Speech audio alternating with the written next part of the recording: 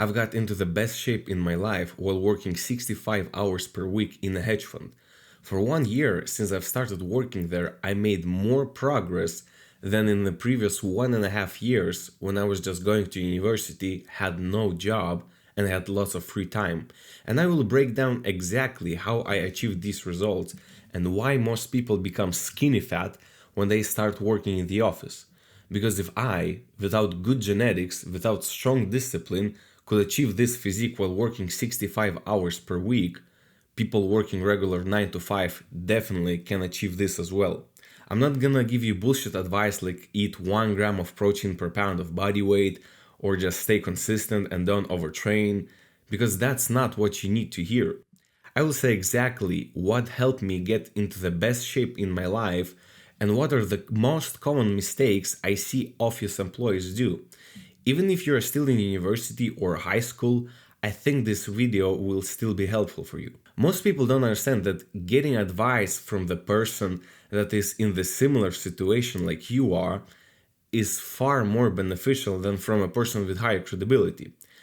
Let me explain. So, Chris Bumstead is 6 times consecutive Mr. Olympia and has far more muscle than me. He looks much better than me and definitely knows more about bodybuilding and losing fat infinitely more than me. Not only I haven't won a single Mr. Olympia, I don't plan to ever compete at all. That's not my goal. But I noticed that almost all people I know and I have trained, they look for a fitness advice from people whose job is just to train, eat, and sleep. No office stress, no traveling, no family responsibilities, no business to build. And it's advice given from people on steroids for people on steroids. But what about the regular office workers who just want to look really good long term and build an aesthetic physique? So here what actually works. Stop watching fitness content online from big influencers who don't have a regular job like you do. Even if you'll watch it for entertainment, subconsciously you will pick up some of their habits.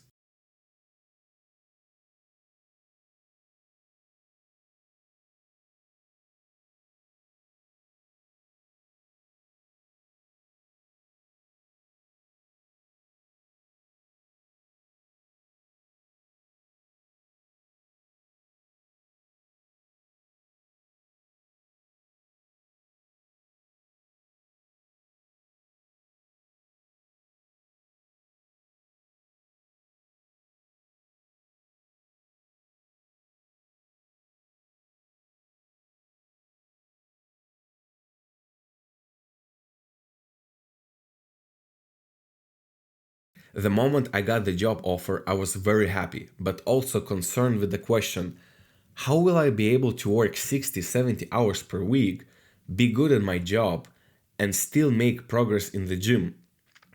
And after 6 months, I couldn't believe that while working this job, I made more progress than in a year when I was just going to university and had all the free time in the world. So key here is really to eliminate as much as possible from your life that isn't your job, your business and gym. And since I worked 60 hours per week, I had to be more radical with my elimination. But if you work a simple 9 to 5, you don't have to cut out that much. Because I had to cut out all the girls, all dating, all parties. I cut out out to restaurants. I cut out family gatherings, birthdays, festivals. I cut out the self improvement habits. And I cut out my morning and evening routine. My morning routine was as simple as just waking up, brushing my teeth, putting my prepped meal into the backpack, and that's it. I'm out from house within 20 minutes of waking up. I even skipped my cousin's wedding to stay at work and then hit legs on a Friday. And there was a lot of like misconception from my family. They couldn't understand why I was doing that, why I was so radical on eliminating everything from my life. They just couldn't understand that. They just couldn't relate to me. But that's fine. I started valuing my time much more, and I always said, time is money. and yeah, in the beginning it was very difficult. Like, honestly, I felt very lonely for some time, but I knew that all this elimination, all of that was temporary, and in the end, it paid out a lot. Now, the biggest mistake by far I see people make is tied to the previous mistake, not staying consistent enough. And I'm not saying that you went to the gym for 6 months, you saw no progress, and you quit. No, that's not it at all. I mean about when you go to the gym for 1 month, then you had to work more in the office, so you skip 2 weeks, then the earning season comes in, so you skip another 3 weeks, then your brother has a birthday, so you drink on a Friday, and it takes a whole week for you to recover. Then you go back to the gym for 2 weeks, then you quit again and start doing something else like CrossFit. Then after 4 months of CrossFit, you switch to martial arts. Then after 3 months of doing martial arts, let's say your girlfriend has a birthday and you feel the pressure of the society that on a birthday party you have to drink. So you drink on a Saturday, it takes you a whole week to recover from this, and it repeats all over again. That is by far the biggest mistake I see people are doing when they try to get in shape. It's mainly just the pressure of society that you have to drink, that you have to be stupid, and you have to do stupid things that reset your progress a lot. In my journey, I had only 2 goals in mind: become better at my job and build an aesthetic physique. Whenever I get invited to any activity, I ask myself, 1. Will it help me at my job? 99% of the time, the answer is no. Will it bring me closer to achieving an aesthetic physique? 99% of the time, the answer is no. So that's why I was able to achieve so much more progress faster than my friends who were working regular 9 to 5. They would invite me to CrossFit and I would say no. They invite me to start doing martial arts, I say no. They invite me on a booze cruise for a weekend, I say no. So that's the same thing that you have to do. Have only your work and building an aesthetic physique in mind. If some new opportunity arises that doesn't benefit these two, just say no.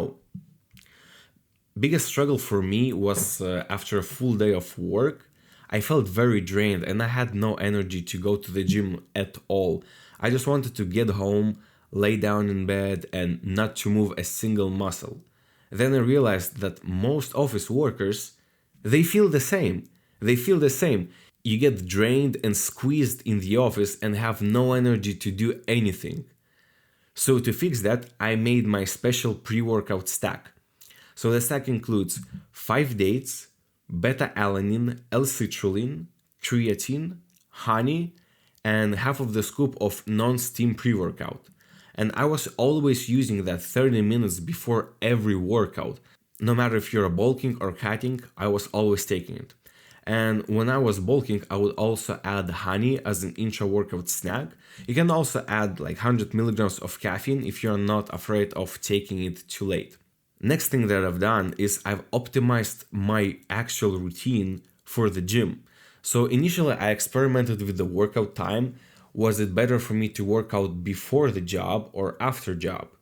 I tried 2 weeks to work out in the morning before the office, but since my job starts at 7 a.m., that's right, it starts at 7 a.m., I felt absolutely cooked. I felt absolutely disgusting because I had to wake up very early. I couldn't eat anything before the workout, and during all of my morning workouts, I felt like I was performing at 60% of my capabilities, and I just felt disgusting. Even though I haven't ate anything before the workout, I felt like my stomach was so full and I was about to throw up. So that was really, really bad.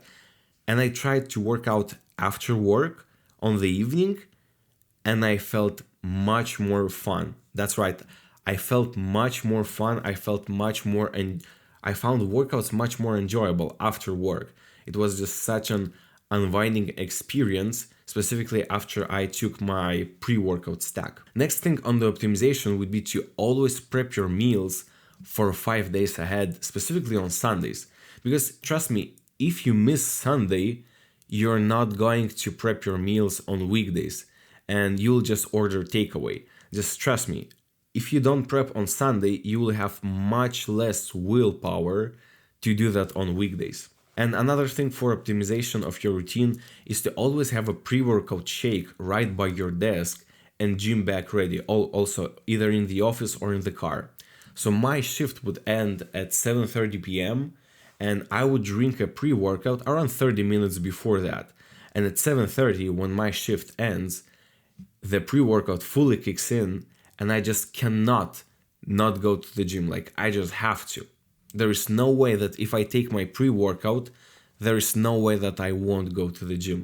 And last common mistake that fellow office slaves are making is ordering too much junk food while focusing too much on processed protein products. That is actually very sad. So there's one guy in my office. He often brings his own food, which is healthy. He has some meat, so it's good. But he gets maybe 50 grams of protein from actual food, and then another 60-80 grams of protein from processed products like chocolate protein milkshakes and protein bars. And it makes me so sad that people have been sold this lie that you just need more protein and you'll grow muscle. What you actually need is nutrient surplus. And you cannot possibly get any nutrient surplus from store-bought protein milkshakes and protein bars and protein cookies. These are not the building blocks, and that coworker, he thought that he was doing everything right. And don't get me wrong, I used to drink 1 to 2 scoops of protein daily because I genuinely thought that I had no time to get more, and I thought that, protein equals protein. So I was doing the same mistake. First of all, unless you're trying to lose weight, you don't need 1 gram of protein per pound of body weight. You definitely don't need. I would say 0.8 is most likely enough for you. This idea of 1 gram of protein per pound of body weight, that's the lie sold by fitness influencers which sell their own protein products, obviously. And second thing, all these processed high protein products are terrible for you. They disrupt your digestion and you won't be able to absorb nutrients from the actual food. And there's another guy in my office. He would bring his own meal every day of the week for 1 week, and then for another week, he would go on insane junk food binge eating bender for non-stop. He would order the most unhealthy junk food from cheapest possible fast food chains and do that for the whole week.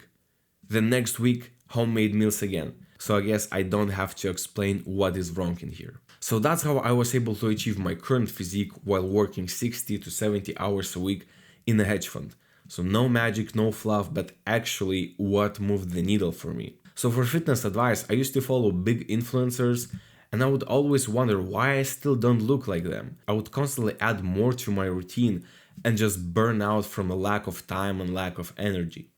So in short, if I would have to start all over again with an exhaustive office job, here's what I would do.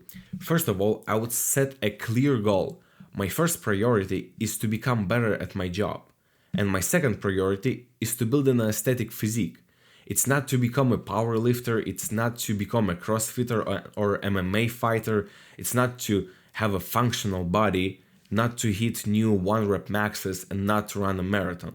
But just one goal, build an aesthetic physique. That's very important. Then I would cut out from my life as much as possible that doesn't align to these two goals and be radical with this.